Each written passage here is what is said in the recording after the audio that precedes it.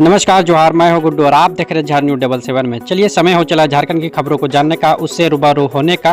तो चलिए जानते हैं झारखंड की तमाम छोटी बड़ी खबरों को। जिले के ठाकुरगांव थाना के पतरातू गांव में एक दंपति ने अपने ही बेटे की हत्या कर दी। सूत्रों से मिली जानकारी के अनुसार मंगलवार रात में मदन शराब पीकर घर आया और किसी बात को लेकर अपने माता पिता से झगड़ा करने लगा।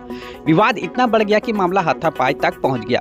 इस दौरान तीनों में मारपीट होने लगी और पास में रखा साबल से फुलेश्वर और सुनीता ने मदन पर वार कर दिया। सबल के वार से उसकी मौत हो गई। झारखंड के हजारीबाग जिले से अलग होकर बने रामगढ़ जिले के दुलमी प्रखंड में 33 साल यानी 1991 से लोगों की जमीन की रसीद नहीं कट रहे थे, जिसके कारण ग्रामीणों ने आज विधानसभा चुनाव के दौरान वोट बहिष्कार करके अपनी नाराजगी जताई। इस बात की भनक लगते ही रामगढ़ के उपायुक्त चंदन कुमार ग्रामीणों के पास पहुंचे। उसके बाद जमीन के रसीद काटने के आश्वासन बाद ग्रामीणों ने मतदान करने को तैयार हुए। झारखंड के दुलमी प्रखंड में वर्ष 1991 से जमीन की रसीद नहीं कट रही थी, जिसके कारण लोग 33 साल से काफी परेशान थे। ग्रामीण प्रखंड से लेकर राजधानी रांची तक सरकारी अधिकारियों के चक्कर लगाकर थक गए थे। आखिरकार आज वो वोट के वक्त उनकी समस्या का समाधान हो गया। खिजरी में वोट बहिष्कार, 1 घंटे में पड़े 13 वोट।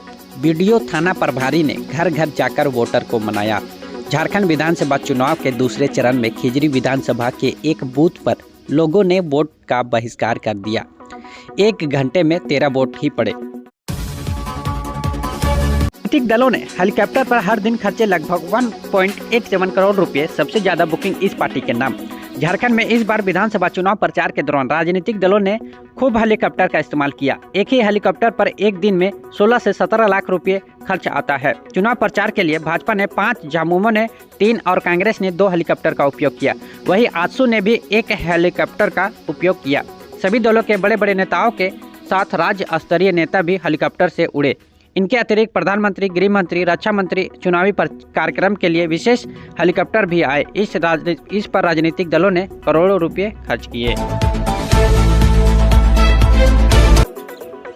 बाघमारा में उम्मीदवार की पर्ची जलाई, भाजपा और निर्दलीय प्रत्याशियों के समर्थकों में झड़प।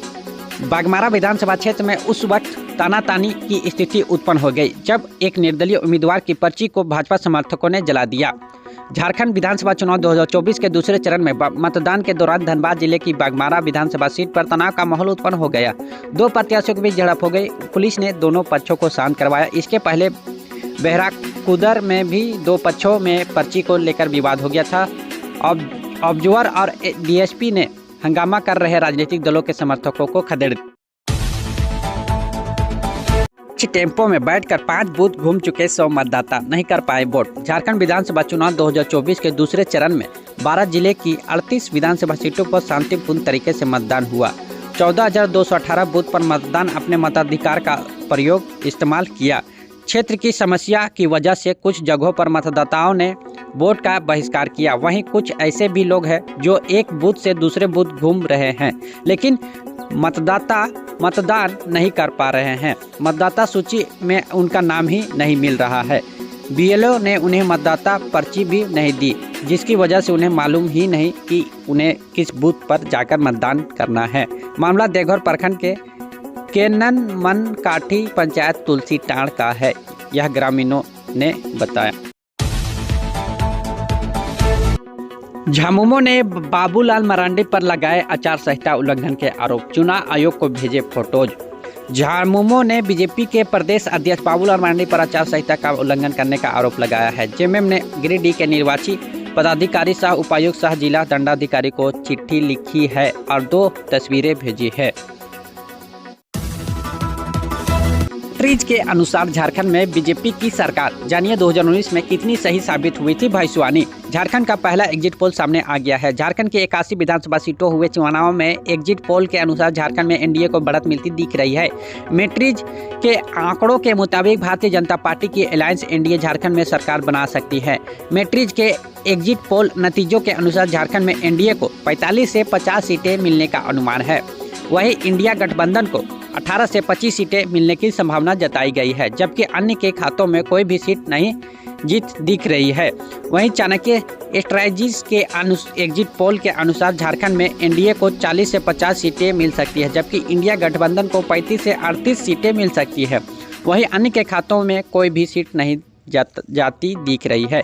इसके अलावा जेबीसी के एग्जिट पोल के अनुसार एनडीए को 40 से 44 सीटें मिलते दिख रही है, जबकि इंडिया गठबंधन के खाते से 30 से 40 सीटें जा सकती है। वहीं अन्य को 0 से 1 सीटें मिल सकती है।